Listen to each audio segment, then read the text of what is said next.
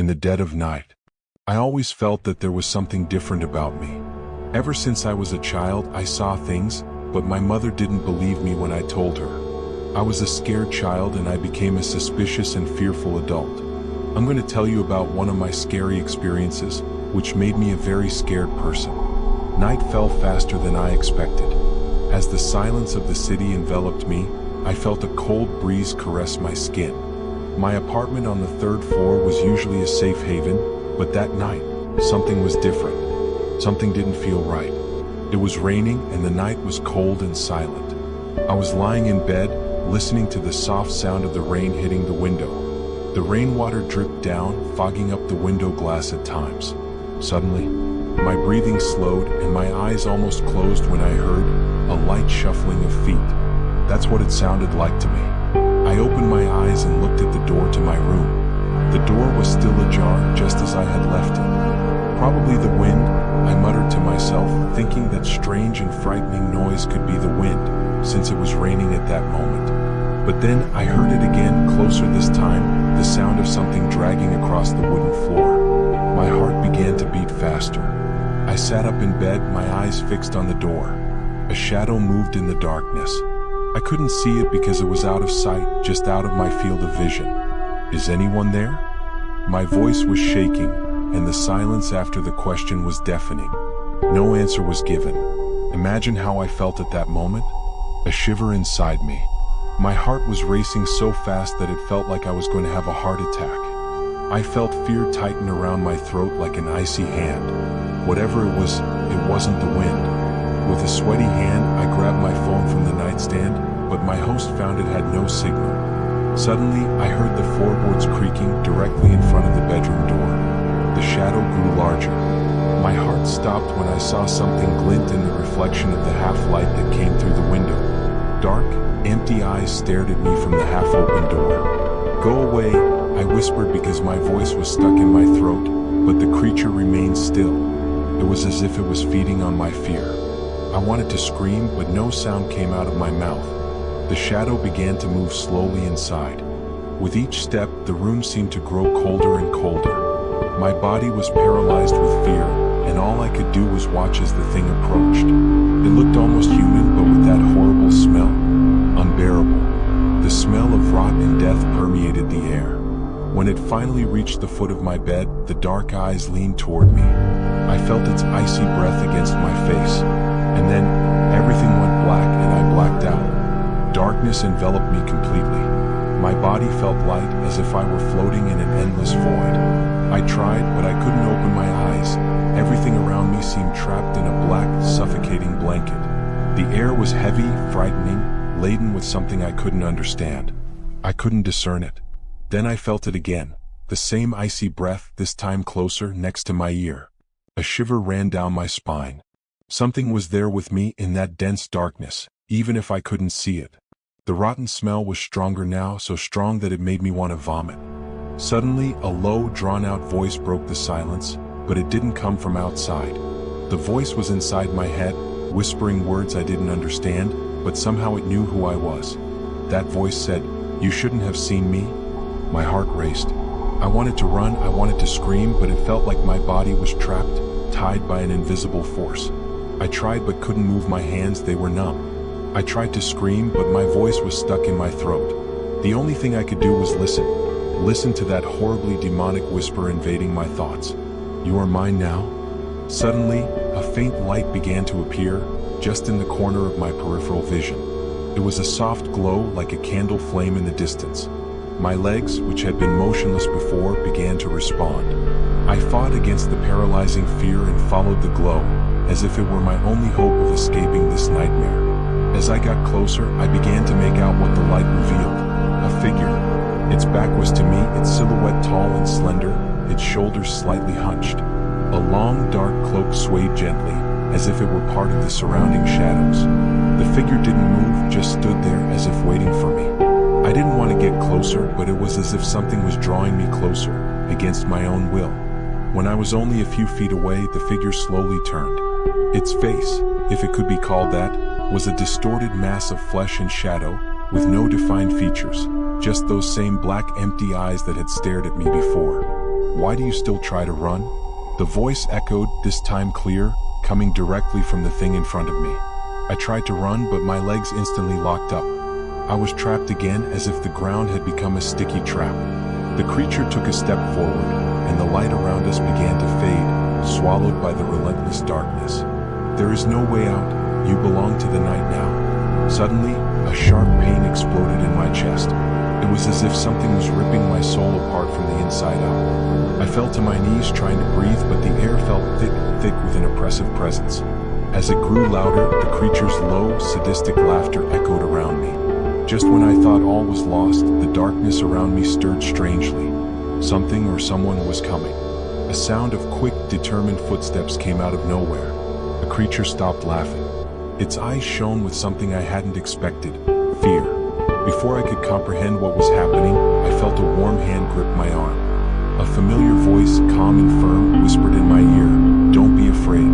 You can still escape." With a strong pull, I was dragged away from the creature, and the world around me began to spin rapidly. The darkness receded, and the putrid smell slowly faded. However, I could still hear a creature screaming in hatred, the voice distorted and disappearing as I was pulled back into the light. When I opened my eyes again, I was back in my room, panting, covered in sweat. The dim morning light filtered through the curtains. I looked around, my heart racing, trying to understand if this had just been a terrible nightmare. But then I saw something that made my blood run cold. On the floor next to my bed were deep marks, as if something with long, sharp nails had scratched the wooden floor, it looked like. And there, in the corner of the room, a familiar shadow seemed to be watching me. It hadn't disappeared. It was waiting for night to come again. The following days were quiet, but the fear never really went away. At sunset, at the end of the day, I felt the presence of that hideous creature once again. Always in the shadows, always waiting in the dead of night. I avoided looking into the dark corners of my apartment, afraid, terrified that if I did, I would see the same black, empty eyes watching me. The creature did not physically stalk me, but its trail was everywhere. In the almost always sleepless nights, in the creaking of doors, and in the constant feeling of being watched by someone. For days and days, I tried to forget, tried to find mental balance what had happened. It was just a nightmare, I repeated, trying to convince myself. But the truth, deep down, was undeniable. Something had been released that night, something I should not have seen. And then one morning, I woke up suddenly with that same cold sensation on my spine. The room was plunged into a dense, oppressive darkness unlike any other. In the absolute silence, I heard the familiar sound, the soft shuffling across the wooden floor. I knew she was back. The creature had never left, and now she was waiting for more. But this time it wasn't just for me. You're listening to me now, and you might think I'm crazy. You might think it's just a story, an invention of my disturbed mind. But I need to warn you. There are things that hide in the shadows, waiting to be noticed, and once you see them, they never leave you alone. No matter where you are, they will always be close, lurking, waiting for night to fall. So be careful. When the darkness comes, when the silence of dawn envelopes everything around you and you feel that light, cold breeze, don't look into the shadows. Don't try to hear what hides in the dead of night. Because if you look, if you listen, she will see you too. And there is no escape. Thus the story ends with a dark warning to the reader or listener. The fear of shadows and the unknown continues to haunt them. Second story. That was not the calm and peaceful weekend I imagined it to be. I am the only one who lives in an isolated country house, surrounded by the forest. I needed a long break from everything and everyone to get away from the noise of the city, the stress of work. Little did I know that silence can be much more disturbing than any urban chaos. I chose that weekend, arriving late on Friday afternoon. The sun was beginning to set behind the trees and mountains, coloring the sky orange and gold. The house was pleasant and charming, a perfect place to rest. Small, made of dark wood, with large windows that looked out onto the forest and mountains. The smell of grass, flowers, greenery. Inside, the smell of old wood and the creaking of the floor created a welcoming, if somewhat strange, feeling. But everything seemed normal, at least at first. In the evening, after preparing a simple dinner and drinking some wine, I settled into the living room sofa. A cold wind began to blow outside, making the trees sway violently. Suddenly I heard a noise. It wasn't the wind. Something hit the window. I looked quickly, but I didn't see anything. It must have been a branch, I thought. I settled back on the couch, but the discomfort remained. It was as if the house had suddenly gotten colder, or maybe it was just my imagination. I decided to go to bed early. I was tired. The room was upstairs with a huge window that overlooked the forest. I went upstairs, but the creaking of the stairs seemed louder than it should have been. Each step echoed through the empty house. I lay down on the bed, trying to relax, but the feeling of being watched was impossible to ignore. I don't know how long I lay there before I heard the sound again. This time it was a suggestion. A low, almost imperceptible murmur coming from somewhere in the house. I got up, my heart racing. I listened carefully, but everything was silent. I decided to find out and check. Maybe I was imagining things. I grabbed a flashlight and walked around the house, trying to illuminate every dark corner. I walked through the kitchen and the living room. Everything seemed normal. However, when I passed the living room window, something caught my attention. I looked through the window, right in the middle of the trees, and there was a figure. I froze. The flashlight illuminated a figure that seemed to be a person. It was standing still, and it started moving, coming straight towards my house. The light was dim, but I could make out its shape. It was tall, with a black cloak covering its entire body, and something in its eyes. Even from a distance, I could feel that it was staring at me. I ran to the door and quickly locked it. Fear and panic began to take over me. Who was that person? What did they want? The worst thing was the silence outside. No sound of leaves, of wind, nothing. Just the terrifying silence. I ran upstairs and locked myself in the bedroom. I grabbed my cell phone, but as if it were a nightmare, I noticed that there was no signal. I sat on my bed, trying to organize my breathing, which was panicking, trying not to panic, but everything got worse when I heard the sound of footsteps.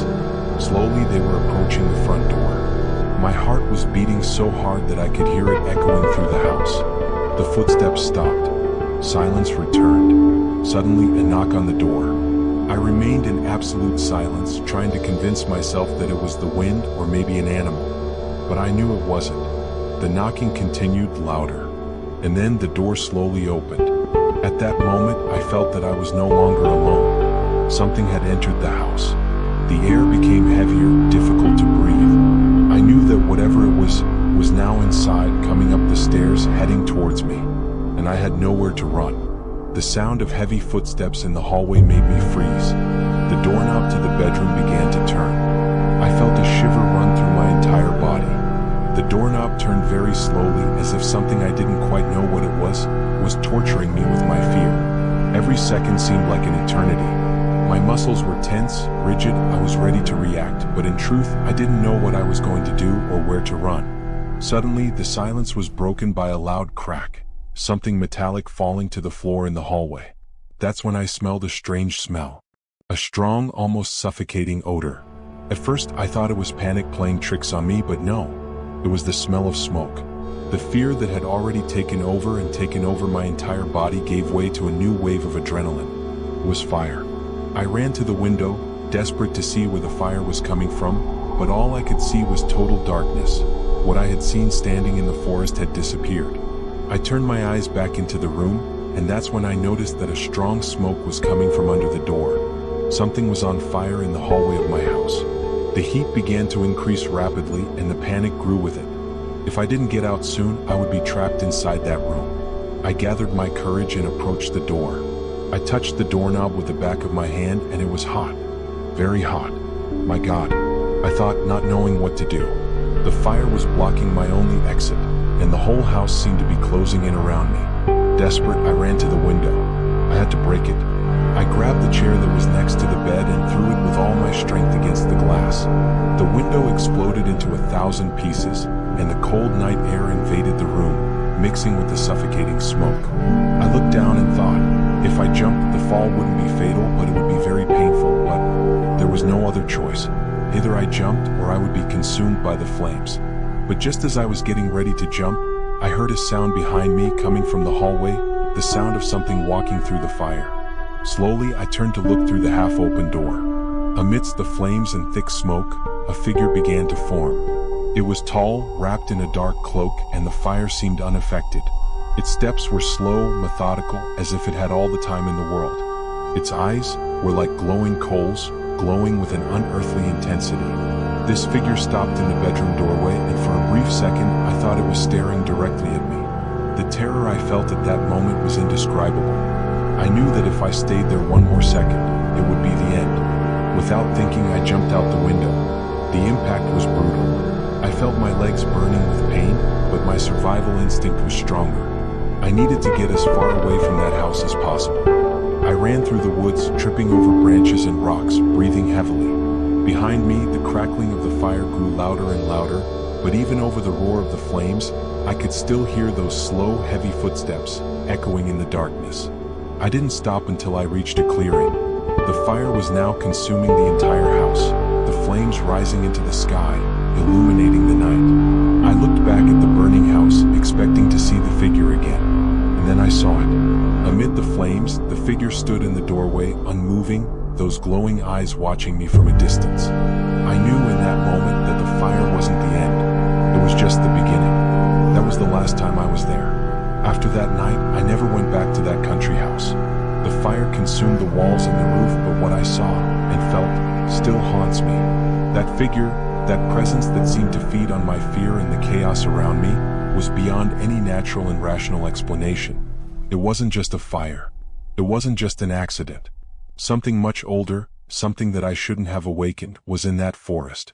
And the truth is that some things, no matter how much we try to understand or face them, are beyond our comprehension. I don't know if you've ever had supernatural experiences of some kind. I'd like to know. But if you ever feel a strange presence, an inexplicable cold, or hear sounds where there shouldn't be anything, stop and think. Maybe it's not just your imagination. There are things that don't bend to logic, and when we decide to confront them, we pay a price. Never underestimate the silence or emptiness of isolated places.